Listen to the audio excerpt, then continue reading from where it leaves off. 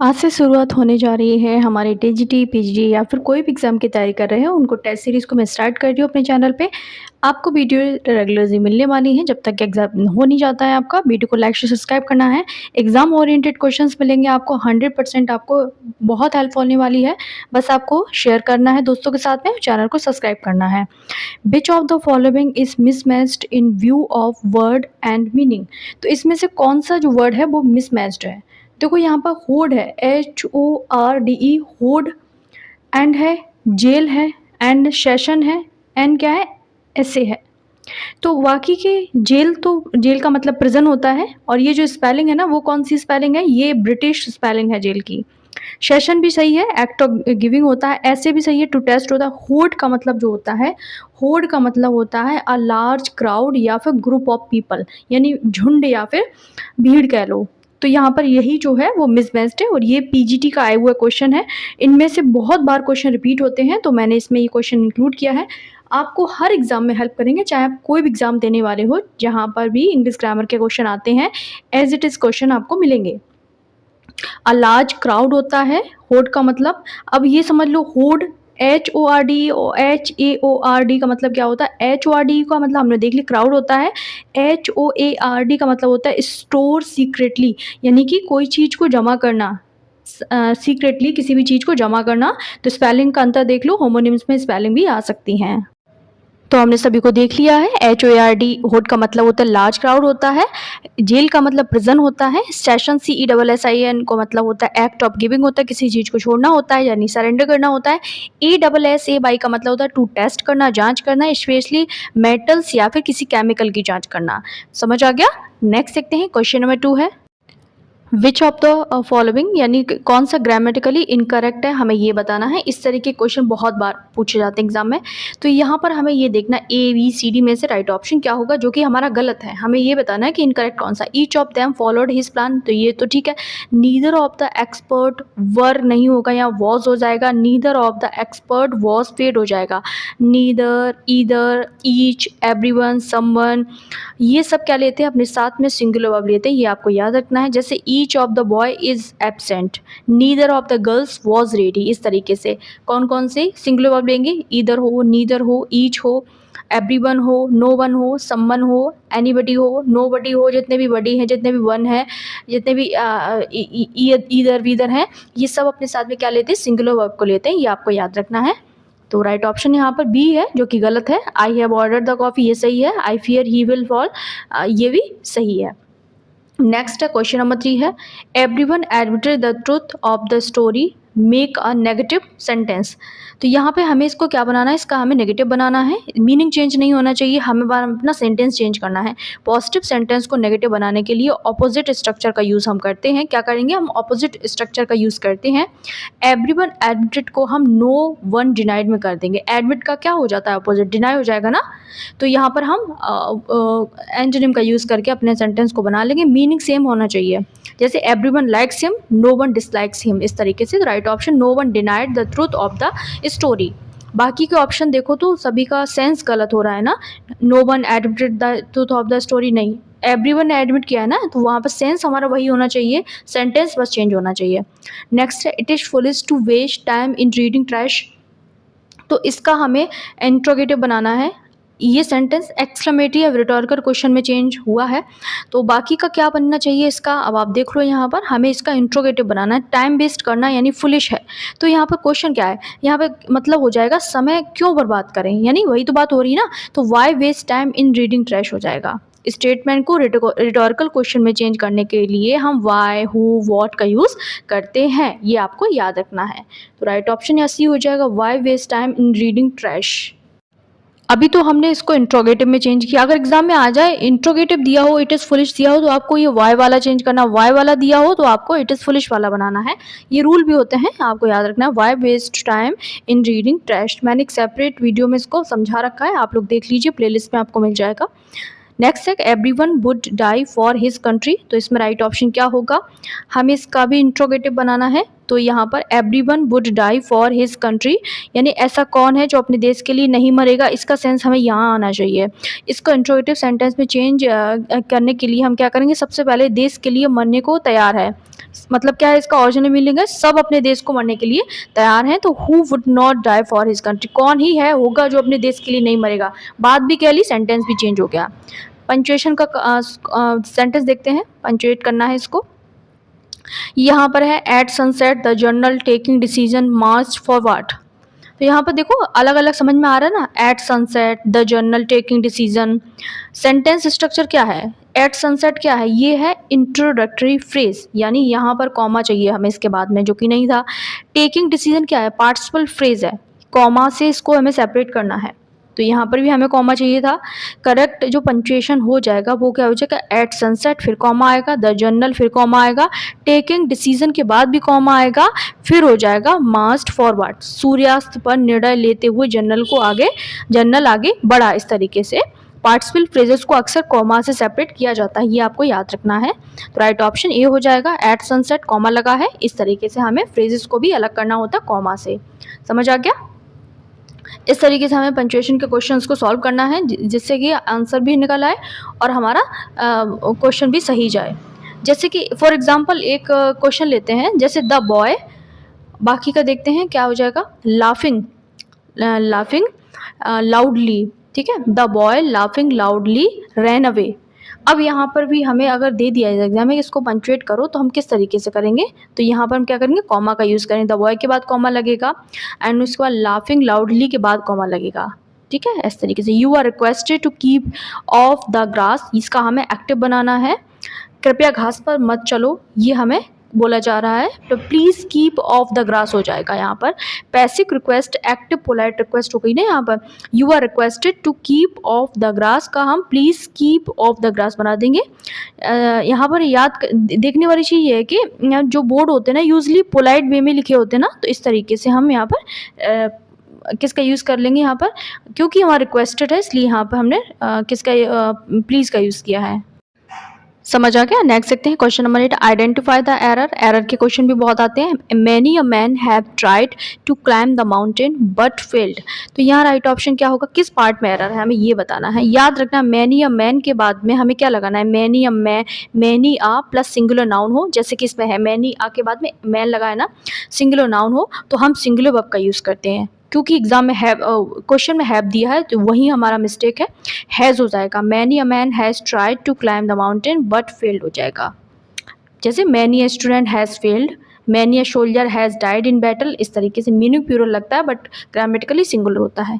Choose the correct sentence, हमें इसका correct sentence बताना है। हमें यहाँ पर वन ऑफ द वाला रूल यहाँ पर हमें चाहिए होगा, तो वन ऑफ द का रूल क्या कहता है, one of the plus plural noun और वर्ब भी हमें प्यूरल ही चाहिए होता है। तो देखो कहाँ पर भी सही स्ट्रक्चर हमें मिल रहा है, वन ऑफ द के पास प्यूरल नाउन होना चाहिए एंड वर्ब भी फिर प्यूरल आएगा ना, नाउन प्यूरल है तो रिलेटिव क्लॉज का जो वर्ब है वो प्यूरल ही होगा। जैसे तो राइट ऑप्शन हो जाएगा हमारा बी हो जाएगा, he is one of the best players that have ever played for India. Player क्या है, यहाँ प्यूरल नाउन है और प्यूरल वर्ब है, तो यही स्ट्रक्चर हो जाएगा। नेक्स्ट देखते हैं question number 10, identify the error. Not only he apologised for his mistake but also paid the fine. Not only he, तो यहाँ पर राइट ऑप्शन क्या होगा, ये देखो इन्वर्जन वाला है ना, not only but not only say start हो रहा है, तो देखो यहाँ पर नॉट ओनली सेंटेंस की बिगनिंग में आता है तो इन्वर्जन होता है, इन्वर्जन पता है, पहले वर्ब आएगा उसके बाद सब्जेक्ट आएगा। नॉट ओनली डिड के बाद में not only did plus subject plus verb होना चाहिए, जो कि यहाँ पे डिड मिसिंग है तो यहीं पे मिस्टेक हो जाएगा। Not only did he Singh but also dance, इस तरीके से नेगेटिव एडवर्बियल जो बिगनिंग होती है उसमें ऑक्सिलरी वर्ब को पहले रखते हैं फिर सब्जेक्ट रखते हैं, यही इन्वर्जन होता है। तो यहाँ पर डिड ऐड करना पड़ेगा हमें, क्या हो जाएगा, not only did he apologise for his mistake but also paid the fine, इस तरीके से हो जाएगा। तो राइट ऑप्शन यहाँ पर ए पार्ट में ही एरर है, हमें डिड लगाना होगा, not only did he apologise हो जाएगा, डिड लग गया है तो अपोलोजाइज नहीं होना चाहिए, ईडी हट जाएगा क्योंकि डिड पहले लग गया ना, डिड के साथ में फर्स्ट बेस फॉर्म आएगा।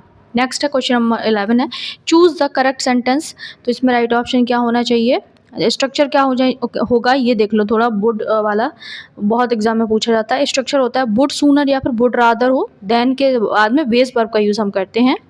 तो ये भी देख लो, और टू लगता है, ये याद रखना। विदाउट टू वाला नहीं, टू नहीं लगेगा इसमें, विदाउट टू वाला हमें चाहिए होता है आंसर हमारा, क्योंकि देन लगाए ना तो देन के साथ में फिर टू का जरूरत क्या पड़ेगी, नहीं पड़ेगी ना। ये स्ट्रक्चर होता है वुड रादर हो, वुड सूनर हो तो रादर प्लस देन का यूज़ हम करते हैं। जैसे डाई इनकरेक्ट हो जाएगा, die to beg, die than begging, इस तरीके से। मैं भीख मांगने से बेहतर है मरना पसंद करूँगा। अभी पीजीटी में भी इस तरीके का क्वेश्चन आया था, उसमें एलटी में आया था। तो राइट ऑप्शन क्या हो जाएगा, बी हो जाएगा। I would sooner die than beg हो जाएगा, देन लगता है, टू नहीं लगेगा यहाँ पर। तो बी हो जाएगा, आई वुड सूनर डाई। इसमें ए वाले में देन टू बैग कर दिया, देन टू बैग नहीं होगा, देन बैग हो जाएगा, क्योंकि स्ट्रक्चर मैंने लिख दिया है ना, वुड सूनर हो वुड रादर हो तो प्लस देन लगता है और बेस वर्ब लगता है, टू वो नहीं आएगा यहाँ पर। तो ये भी आपको याद रखना है। नेक्स्ट देखते हैं, क्वेश्चन नंबर 12 है आइडेंटिफाई द एरर। हमें एरर देखना है इसमें। Identify the error. No sooner he had reach the station than the train left, ये इन्वर्जन है। अब इन्वर्जन में क्या मिस्टेक है ABCD पार्ट में, ये आपका होमवर्क है, मुझे कमेंट करके उस पार्ट को बताएंगे कि जहाँ पर मिस्टेक है और सही क्या होना चाहिए। Choose the correct word. He was accused dash theft, तो इसमें राइट ऑप्शन क्या होगा, अक्यूज्ड के साथ में हम क्या यूज़ करते हैं, ही वॉज अक्यूज्ड के साथ ऑफ का यूज़ होगा। अक्यूज्ड ऑफ क्राइम होता है, अक्यूज्ड ऑफ मर्डर होता है, अक्यूज्ड ऑफ चीटिंग होता है, अक्यूज्ड ऑफ थेफ्ट होता है, उस पर चोरी का आरोप लगाया गया। इस तरीके से ऑफ लगता है, अक्यूज्ड के साथ में हम ऑफ का यूज़ करते हैं। तो देख लिया हमने, उस पर चोरी का आरोप लगाया गया, यानी अक्यूज़ का हम यहाँ पर यूज़ करेंगे। बाकी के भी ऑप्शन देख लेते हैं। देखो जैसे अक्यूज़ हो तो अक्यूज़ के साथ में हमने देख लिया ऑफ लगता है। एंड इससे मिलता जुलता एक सिमिलर वर्ड ब्लेम हो तो ब्लेम के साथ में हम ऑफ नहीं लगाएंगे, फॉर लगाएंगे, याद रखना। और फिर उसी से मिलता जुलता अगर चार्ज आ जाए तो चार्ज के साथ में विद का यूज़ करते हैं, जैसे ही वो चार्ज विद मर्डर हो जाएगा, ऑफ मर्डर नहीं होगा, यहाँ पर चार्ज विद मर्डर होगा। नेक्स्ट देखते हैं, question number 14 identify the error. One should mind his manners if he wishes to be respected by others. तो यहाँ पर वन शुड के साथ में जब हमारा सब्जेक्ट वन है तो उसके अकॉर्डिंग ही हमारा ऑब्जेक्ट आएगा, तो वंस मैनर हो जाएगा, one should mind one's manner हो जाएगा ना, तो बी पार्ट में एरर हो जाएगा यहाँ पर। तो बाकी का वन एक क्या इंडेफिनिट प्रोनाउन है, यदि कोई सम्मान चाहता है तो उसे भी अपने व्यवहार पर ध्यान रखना चाहिए। इस तरीके से फॉर्मल इंग्लिश में तो ये एक्सेप्टेबल है कि हिज भी लग सकता है, बट हमारे ग्रामेटिकली पढ़ना एग्जाम देना है तो यहाँ पर हो जाएगा वन शुड माइंड वंस हो जाएगा, वंस मैनर हो जाएगा। तो यहाँ पर बी पार्ट में एरर था। नेक्स्ट देखते हैं, चूज़ द करेक्ट सेंटेंस। हमें करेक्ट सेंटेंस देखना है, कौन सा करेक्ट सेंटेंस है। तो 50 नंबर पे है, यहाँ पर हमें ईच के साथ में हमेशा सिंगुलर वर्ब का यूज़ करना है। Each of plus plural noun हो तो सिंगुलर वर्ब का यूज़ करते हैं, भले ही नाउन कुछ भी हो। तो देखते हैं, each of the girls has submitted her assignment हो जाएगा, फिर देयर नहीं होना चाहिए, यहाँ पर हर ही हो जाएगा, यहाँ पर हर असाइनमेंट। तो राइट ऑप्शन बी हो जाएगा, each of the girls has submitted her assignment हो जाएगा। हैव सबमिटेड गलत है, असाइनमेंट प्लूरल है, हर लड़की को अपना असाइनमेंट जमा करना है या किया, ठीक है, याद रखना है आपको, बी हो जाएगा, देयर नहीं लगाना है, हर लगाना है। नेक्स्ट है, choose the correct meaning of to beat about the bush, यानी घुमा फिरा कर कहना। देख लिया था हमने, फिर देख लेते हैं, ईच हो, एवरी हो, और क्या हो, आइदर हो, नाइदर हो, इन सब के साथ में हम क्या करते हैं, इन सब के साथ में हम समवन हो, एनीवन हो, नोबडी हो, सिंगुलर वर्ब का यूज़ करते हैं। तो राइट ऑप्शन यहाँ पर हमने देख लिया, बी हो जाएगा, सिंगुलर वर्ब लगाएंगे हम। Choose the correct meaning of to beat about the bush, घुमा फिरा कर बात करना। इसका क्या हो जाएगा, घुमा फिरा के सीधे बात करनी चाहिए, घुमा फिरा के बात करना, तो हो जाएगा यहाँ पर to avoid the main topic. देखना, बीट अबाउट द बुश का हमने देख लिया, अवॉइड द मेन टॉपिक हो जाता है, अवॉइड मेन टॉपिक हो जाता है। Hit the nail on the head का मतलब होता है एग्जैक्टली करेक्ट, ठीक है। और ब्रेक द आइस का मतलब होता है स्टार्ट कॉन्वर्सेशन, बात को स्टार्ट करना। नेक्स्ट देखते हैं, क्वेश्चन नंबर क्या है 17 identify the error. The committee are discussing the issue among themselves. तो यहाँ राइट ऑप्शन क्या होगा, यहाँ पर आर डिस्कसिंग नहीं होगा, the committee is discussing the issue among themselves हो जाएगा। कमेटी क्या है, कलेक्टिव नाउन है, जब ग्रुप को सिंगल यूनिट की तरह यूज़ किया जाता है तो हम सिंगुलर वर्ब का यूज़ करते हैं। अगर कमेटी डिवाइड होती है अपनी अपनी बातों में, अपने हिस्सों में, तो हम प्लूरल वर्ब लगाते हैं। नेक्स्ट देखते हैं क्वेश्चन नंबर 18 है, चूज द करेक्ट सेंटेंस। हमें करेक्ट सेंटेंस बताना है कि कौन सा जो सेंटेंस है वो करेक्ट है यहाँ पर। तो देख लो यहाँ पर ये सब्जेक्टिव मूड का एग्जाम्पल है, यानी कि कोई भी सब्जेक्ट हो हमें वर्क का यूज करना। If I were rich I would help the poor, इस तरीके से सब्जेक्टिव मूड है ना, ये क्लॉज अनरियल कंडीशन को बताते हैं।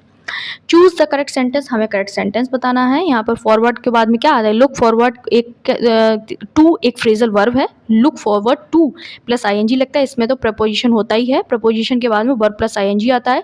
आई look forward to seeing you, इस तरीके से। तो राइट ऑप्शन यहाँ पर बी हो जाएगा, मैं आपसे मिलने की प्रतीक्षा कर रहा हूँ, ये सेंस का निकल सकता है। टू सीइंग यू लगता है यहाँ पर, याद रखना। Next, identify the error. A number of students has applied for the scholarship this year. तो इसमें राइट ऑप्शन क्या होगा यहाँ पर, अ number of student has applied for the scholarship this year.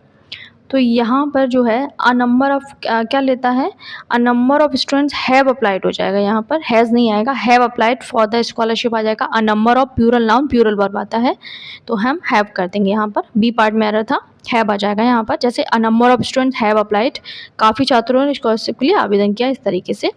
और ये याद रखना है आपको, द नंबर ऑफ हो तो सिंगुलर वर्ब का यूज, सिंगुलर नाउन तो प्लूरल होगा, जैसे द नंबर ऑफ स्टूडेंट्स, उसके बाद में इज इंक्रीजिंग हो जाएगा, ठीक है। A number of students are absent, the number of student is increasing, ये भी डिफरेंस याद रखना, बहुत माइनर सा डिफरेंस है। द नंबर के बाद में नाउन तो प्लूरल होती है पर वर्ब सिंगुलर होती है, अ नंबर के बाद में plural noun plural verb. Next है चूज द करेक्ट सेंटेंस, हमें करेक्ट सेंटेंस बताना है। आई प्रेफर कॉफ़ी, तो यहाँ पर टू आ जाएगा, देन नहीं आता है, टू लगता है यहाँ प्रेफर के बाद में टू लगता है, prefer plus noun plus two plus noun, इस तरीके से स्ट्रक्चर होता है। Choose the correct antonym of candidate. Candidate का मतलब होता है बिल्कुल स्पष्ट, साफ सुथरा, ऑनेस्ट, फ्रैंक, स्ट्रेट फॉरवर्ड, ईमानदार, इस तरीके से कह लो। तो देख लेते हैं, कैंडिडेट का मतलब ऑनेस्ट हो जाएगा, और क्या हो जाएगा यहाँ पर, फ्रैंक हो जाएगा, स्ट्रेट फॉरवर्ड हो जाएगा, यानी साफ सुथरी बात कहना, सीधे सीधे। तो इसका ऑपोजिट क्या हो जाएगा, डिसीटफुल हो जाएगा, यानी धोखा देने वाला हो जाएगा, डिसऑनेस्ट हो जाएगा, चीटिंग हो जाएगा।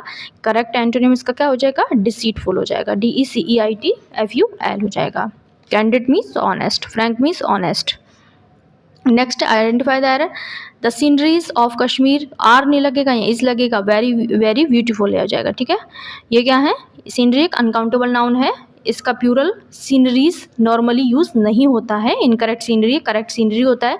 कश्मीर का दृश्य सर्दियों में बहुत बहुत सुंदर होता है, इस तरीके से, यानी सीनरी हो, फर्नीचर हो, लगेज हो, एडवाइस हो, इन्फॉर्मेशन हो, तो इन सब के साथ में हम क्या यूज़ करते हैं, हम सिंगुलर वर्ब का यूज़ करते हैं। अनकाउंटेबल नाउन होती ना, जैसे द फर्नीचर इज़ न्यू, इस तरीके से। नेक्स्ट है चूज द करेक्ट सेंटेंस, हमें करेक्ट सेंटेंस बताना है यहाँ पर।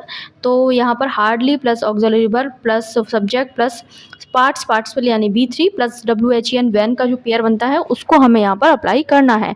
तो यही हमें देखना है, हार्डली प्लस क्या लगेगा, ऑक्सिलरी वर्ब लगेगा, प्लस सब्जेक्ट लगेगा, प्लस लगेगा यानी पार्टिसिपल यानी B3 प्लस WHEN वैन। तो ये हार्डली और स्केर्सली अपना जो पेयर बनाते हैं वो WHEN वैन के साथ बनाते हैं, और नो सूनर THAN देन के साथ बनाता है। तो hardly had I reach the station when the train left. तो राइट ऑप्शन हमारा बी हो जाएगा, यहाँ पर हमने देख लिया है, करेक्ट ऑप्शन हमारा बी हो जाएगा, क्योंकि सारा जो रूल है वो यहीं अप्लाई हुआ, बाकी कहीं ना कहीं कुछ ना कुछ मिस्टेक दिया हुआ है। तो यहाँ इन्वर्जन होगा ना, हैडली फर्स्ट वाले में हार्डली आई हैड नहीं होगा, हैड आई होगा, इन्वर्जन होगा, पहले सब्जेक्ट पहले वर्ब फिर सब्जेक्ट आएगा। हार्डली हो, स्केर्सली, ये अपना पेयर किससे बनाते हैं, वैन से बनाते हैं, और जो नो सूनर होता है वो अपना पेयर WTHAN देन से बनाता है। ये भी बहुत बार रिपीट होता है एग्जाम में, न जाने कितने बार, फेवरेट जो टॉपिक है एग्जामिनर का। Choose the correct word, he is devoid dash sympathy, यानी डिवॉइड के साथ में जो जब प्रिपरेशन ऑफ लग जाता है तो उसका मतलब हो जाता है लैकिंग ऑफ, यानी विदाउट, उसमें सहानुभूति की कमी है, इस तरीके, जैसे devoid of hope, devoid of humanity, the villain was devoid of mercy, इस तरीके से। डिवॉइड के साथ में ऑफ का मतलब होता है कमी होना, ठीक है, उसमें सिंपैथी की कमी है, सहानुभूति की उसमें कमी है, इस तरीके से। नेक्स्ट है identify the neither of the boys were willing to admit their mistake. तो यहाँ पर नीदर के साथ में हम देख लिया है, वॉज लगेगा, सिंगुलर वर्ब लगेगा, यहाँ पर neither of the boy was हो जाएगा।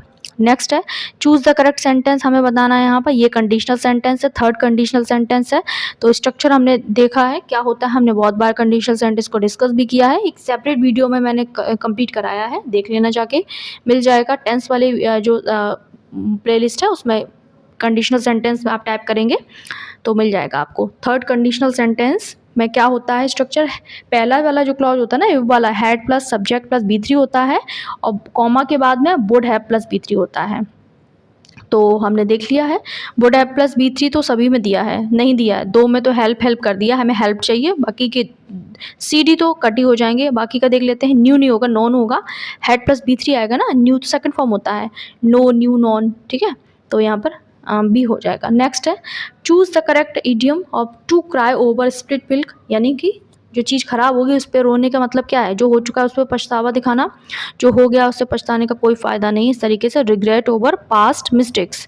एक होता है क्राई ओवर स्प्लिट मिल्क यानी रिग्रेट यूजलेसली, एक होता है once in a blue moon, इसका मतलब होता है रेयरली, एक होता है अंडर द वेदर, एक उसका इसका मतलब क्या होता है, अंडर वेदर का मतलब होता है बीमार होना, इल होना। चूज द करेक्ट सेंटेंस, इसमें हमें करेक्ट सेंटेंस बताना है। He is capable of solving this, solving the problem हो जाएगा। करेक्ट जो सीक्वेंस होता है वो होता है capable of plus verb plus ING, याद रखना कैपेबल ऑफ के बाद में वर्ब में आईएनजी चाहिए होता है। तो देखो ए में तो है नहीं, बाकी का बी में हमें दिया हुआ है capable of solving the problem, C में फॉर लगा दिया है, किसी में कुछ है किसी में कुछ है, तो यही हो जाएगा right option, capable of plus verb में आईएनजी हमें चाहिए होता है। और लास्ट क्वेश्चन है आज का, चूज द करेक्ट सेंटेंस, हमें बताना है चूज द करेक्ट सेंटेंस में हमें क्या करना है। तो यहाँ पर जो हो जाएगा not only did plus subject plus verb आना चाहिए, नॉट ओनली बिगनिंग में आया है, इन्वर्जन होना चाहिए यहाँ पर, वह न केवल देर से आया बल्कि फाइल भी भूल गया, तो बी हो जाएगा right option. Not only did he come late but also forget the file. तो ये थे आज के 30 क्वेश्चन जिसमें एक होमवर्क है। लाइक शेयर सब्सक्राइब करना एंड मुझे पार्ट 2 के लिए कमेंट कर देना, ऐसी सीरीज चलती रहेगी, बस आप आते रहिए।